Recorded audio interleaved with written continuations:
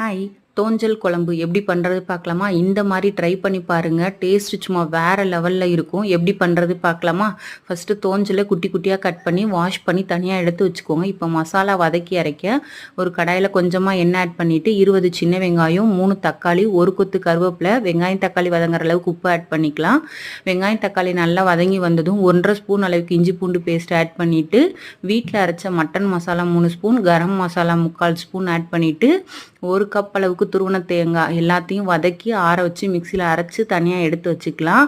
இப்போ தோஞ்சல் குழம்பு தாளிப்புக்கு ஒரு குக்கரில் கொஞ்சமாக எண்ணெய் ஆட் பண்ணிவிட்டு சோம்பு 1/4 டீஸ்பூன், ஒரு கொத்து கருவேப்பிலை, நம்ம வாஷ் பண்ணி வச்சுருக்கிற தோஞ்சலையும் கூட ஆட் பண்ணி 1/4 டீஸ்பூன் அளவுக்கு மஞ்சள் தூள், கொஞ்சமாக உப்பு, நம்ம வதக்கி அரைச்சி வச்சுருக்கிற மசாலாவையும் ஆட் பண்ணி உப்பு காரம் எல்லாம் செக் பண்ணிவிட்டு குக்கரை 4-5 விசில் வச்சு எடுத்துக்கலாம்.